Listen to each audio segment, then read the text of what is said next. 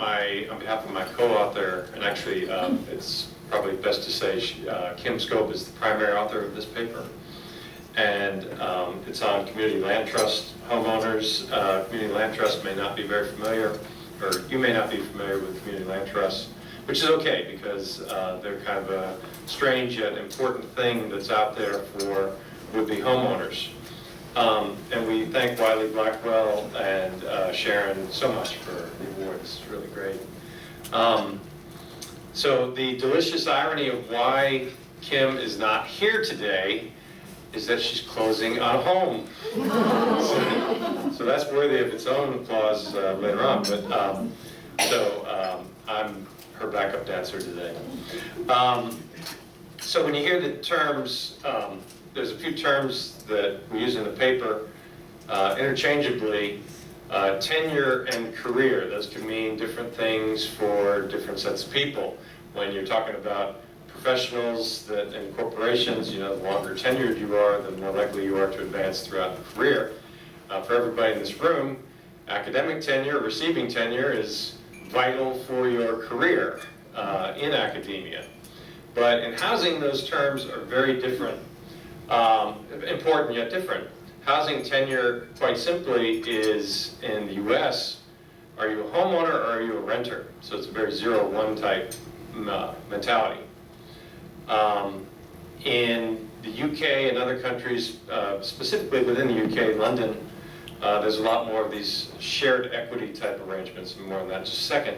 But careers, and this is really Kim's bailiwick or her specialty, is housing careers are basically just a cataloging of how you've progressed in the housing cycle over time.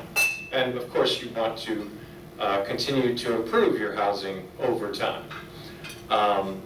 And this paper sort of delves right into that. CLTs, or community land trusts, refer to them as CLTs. This is an alternative to home ownership, and it's probably considered a step above rental. And this has really gained some traction in the past few years because it's an alternative to the mass home ownership push that we've had. So what do CLTs do? These are for households with low and moderate incomes. It's kind of a dual ownership strategy. The presence of a nonprofit agency, usually called a land trust. They own the land and the household owns the home. This helps to relieve some of the cost pressures involved with home ownership, if you want to call it that, because it's heavily subsidized through that leasing of the land. The household shares in appreciation of the house over time, and there's usually some restrictions on the length of the time that the homeowner is in the property. The land trust will say we need you there a minimum of 3 years or so. So the research questions we have are, what are the household and the neighborhood outcomes of CLT homeowners in Athens, this happens in Athens, Georgia, prior to and after moving into CLT housing? And how does CLT homeownership facilitate progress along this housing continuum? So we employed a household survey and in-depth interviews, 2 different types of strategies. The survey was to the 20 CLT homeowners that were gathered in Athens, and we looked at things like housing status prior to CLT ownership, residential satisfaction, stream of research that I have done in the past, children's school quality, income and employment, perceptions of neighborhood safety, housing quality conditions, housing costs, and transportation costs. These are all the usual suspects in residential satisfaction surveys. So 14 out of the 20 CLT residents participated. There were 11 females, 3 males, 12 African Americans, 2 whites. The median family size was 2.5. And 6 of the 14 households had children. 6 were married, 4 were divorced, and 4 were either single or widowed. Now, as I go through some of these characteristics, or what we found out from both the survey, and I'm going to finish up with some of the quotes from the CLT homeowners. I do have some, if you want to talk afterwards, I have some contrasting results from Chapel Hill, which was the second part of the study. It did not appear in the FCSRJ paper, though. So, half were working full-time, the other half were out of work or retired. Athens Land Trust requires an minimum income, or excuse me, a maximum income of $46,900 for a family of 4. But the majority of our households in the study earned less than $30,000. Average number of moves in the previous 5 years, this is the whole housing careers type thing, is 2.21, but we did have 5 homeowners that lived in the same rental housing previously for 10 years. Now that can cut both ways. That seems to be somewhat stable, but could be that the housing quality was not necessarily something to write home about, which sounds weird, but anyway.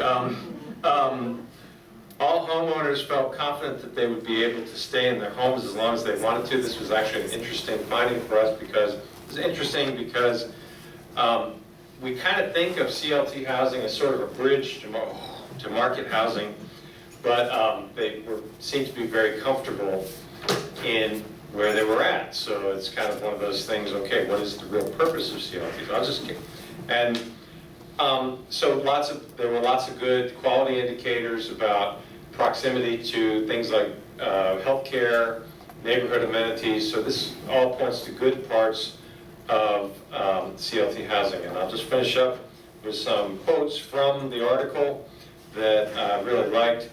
I kept driving her to school so that she would have to change schools. This is in previous housing.